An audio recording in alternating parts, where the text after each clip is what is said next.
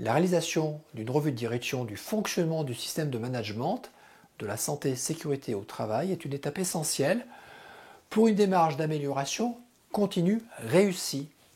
De quoi s'agit-il? Comment la conduire? Quels sont les pièges à éviter? De quoi s'agit-il?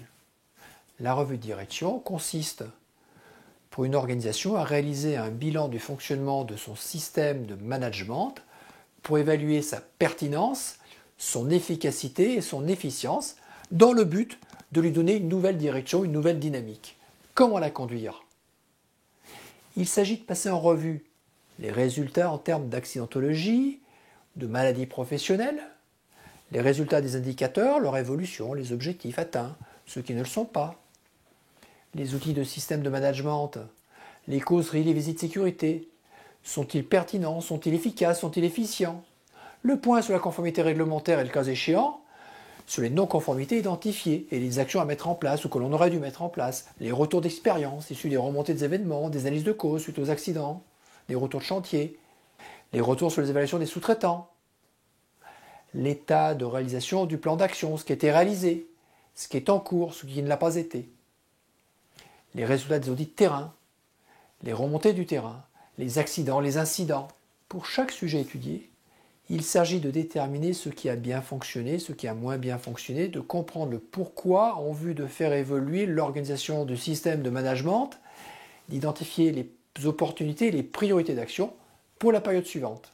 La revue de direction permet alors de dresser le bilan du fonctionnement, lequel doit permettre à la direction de fixer pour la période suivante les objectifs, le plan d'action, le lancement de nouvelles actions d'amélioration, les moyens et le budget nécessaire pour la bonne réalisation de la politique et des objectifs. Et si nécessaire, de faire évoluer la politique en conséquence. Quels sont les pièges à éviter? Quelles recommandations pourrions-nous formuler? Le premier piège, réaliser la totalité des analyses en pleine réunion avec tout le monde, lors de la revue de direction. Réaliser cette revue consiste à faire le bilan du passé pour préparer l'avenir. Les données doivent être collectées puis analysées au préalable, aussi bien au plan quantitatif que qualitatif. Elles sont ensuite présentées en synthèse seulement lors de la réunion. Celle-ci est alors l'occasion d'un échange sur l'analyse et les résultats avec les participants. La réunion doit permettre ensuite de déboucher sur des conclusions, des prises de décision, un plan d'action et, le cas échéant, des orientations de la politique et des objectifs. La revue de direction, comme son nom l'indique, nécessite la participation de la direction. Celle-ci n'a pas vocation à traiter les données. Elle est une instance de validation, de prise de décision. Le but de cette revue est de préparer l'avenir. Deuxième piège, confondre pilotage et revue de direction. Le pilotage du système de management doit être régulier. La fréquence du suivi doit être adaptée et suffisante pour que les actions soient réalisées sans délai indu et que les objectifs puissent être atteints le moment venu.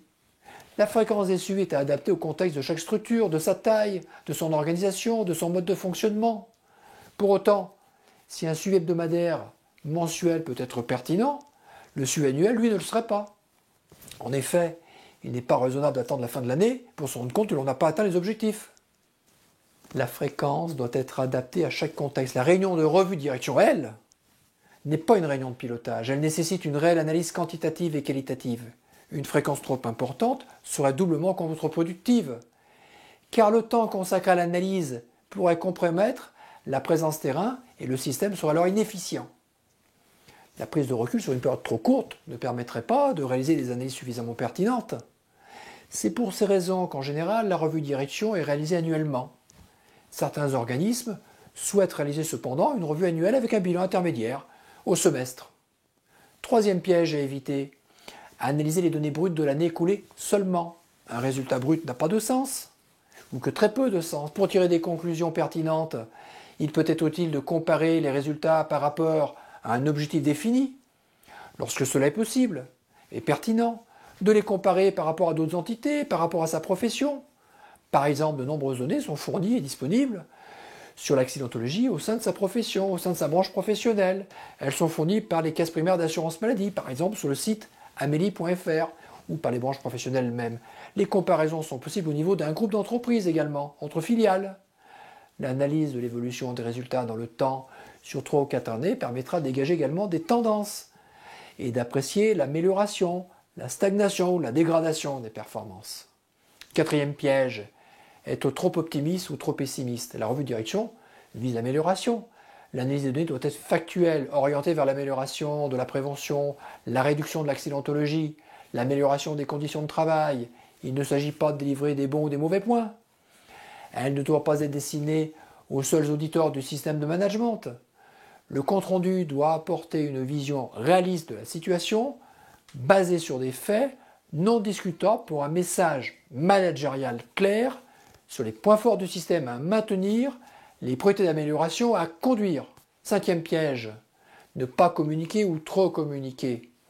La revue de direction est l'occasion de porter ce message managérial explicite sur les orientations, sur les priorités pour la période suivante. C'est aussi une occasion pour reconnaître les résultats des efforts déployés par les équipes. Aussi, il est utile de rendre compte à ces équipes, notamment des conclusions, même s'il n'est pas impératif que chacun lise dans le détail tout le compte-rendu. Il est nécessaire que chaque collaborateur au sein de l'organisation en comprenne le sens. Le compte-rendu peut être affiché, il peut être diffusé sous réserve que cette diffusion soit complétée d'une animation. Ce peut être par exemple un point à l'ordre du jour d'une réunion de service, un sujet abordé lors d'une causerie, d'un quart d'heure sécurité ou tout autre moyen. En conclusion, la revue de direction permet de réaliser un bilan factuel du fonctionnement et des performances du système de management santé, sécurité au travail.